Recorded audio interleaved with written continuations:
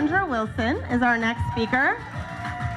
And she is a coach and a development consultant and best-selling author. So welcome, Cassandra. All right. So how many of you have heard of the term fake it till you make it? Okay. How many of you have actually faked it till you made it? Got some fakers out there? Cool. Awesome. So if you raised your hand, you are among the many. And if you haven't raised your hand, you're among the blessed.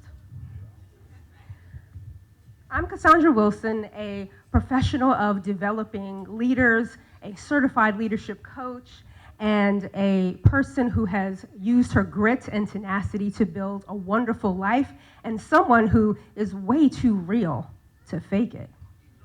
Or so I thought.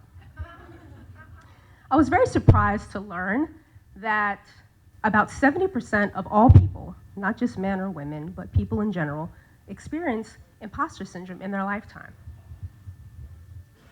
Merriam-Webster defines imposter syndrome as a psychological condition that is characterized by persistent doubt concerning one's abilities or accomplishments, accompanied by the fear of being exposed as a fraud, despite evidence of one's ongoing success. So, in other words, we kind of get professional amnesia. We forget about our accomplishments. As you'll read in my chapter, page 92, if you're interested,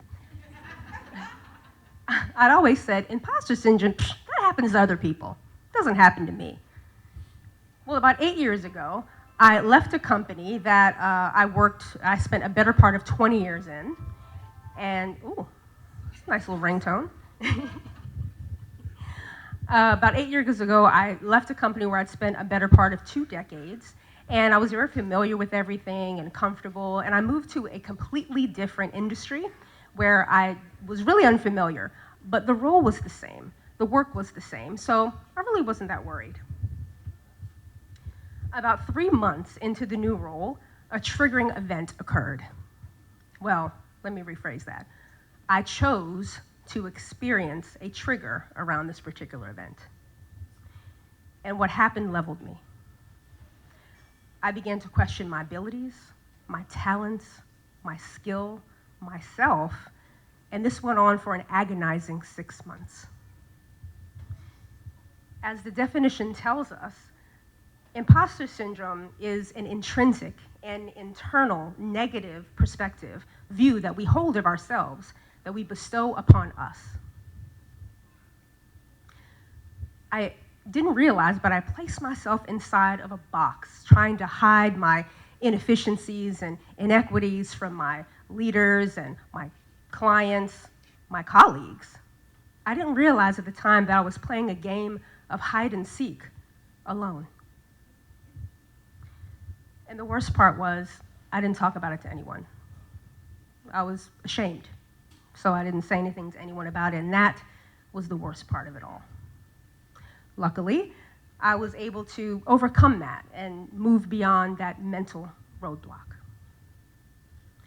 So there is absolutely good news. Imposter syndrome is as avoidable as it is ubiquitous. Researcher Dr. Valerie Young identified 5 imposter types. So we're going to do a little bit of audience participation here because I'm a facilitator and this is just what I do. So if you would like to join in, that's great. I'm going to read the 5 types and some of the thoughts these people have. And if you feel like this was you or is you, raise your hand. And you can raise your hand more than once. Hopefully you don't raise it all 5 times, but we'll see. So this is going to require you to listen and be a little vulnerable. So the first one is the perfectionist. And the perfectionist thinks, if I'm not perfect, I'm a failure. How many perfectionists out there? Oh, okay, hands up, all right. Next, we have the natural genius. If I can't learn or understand something very quickly, I'm an idiot. Do you have any natural geniuses out there? All right. Next, we have the soloist. And the soloist is, if I can't achieve it on my own, I don't deserve it. Any soloists out there?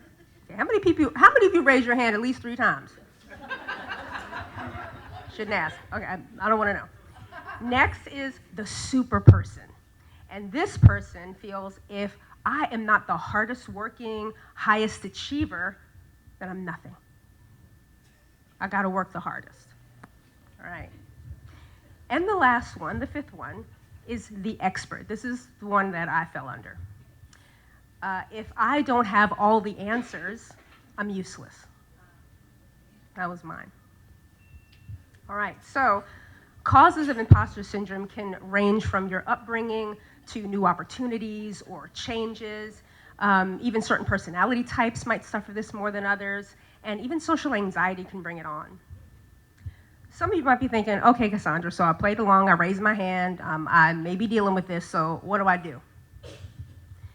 So one of the first things that you can do when you start noticing feelings of inequity and stress, anxiety, and they seem to come internally, they seem to be coming from you personally, you're generating them. One of the first things you should really do is talk to somebody about it. Don't do what I did.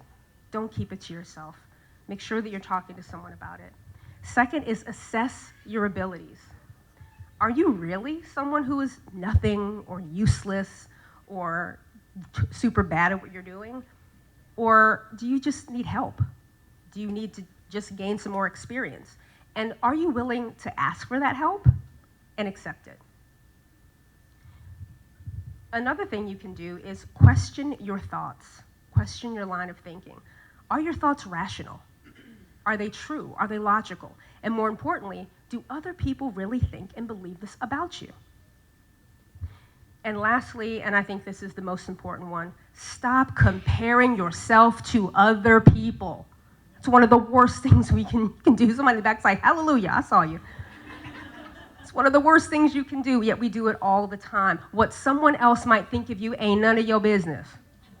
Let them think it. So a quote that Theodore Roosevelt actually said, which I really like, is comparison is the theft of joy. And tonight, and hopefully moving forward, we want y'all to become happy. So now that I've gotten over my imposter syndrome, I actually do talk about it. I bring it up quite a lot with my clients for a couple of reasons. One, it's important to be relatable to them. I'm not perfect. I'm not inhuman. I have fallacies too, and I share this with them so they can also learn from me. And another reason is I want to keep that in my rear view. I want to keep my awareness up of it can happen to me, it has happened to me, and I don't want it to happen again. So to try to maintain my awareness about it.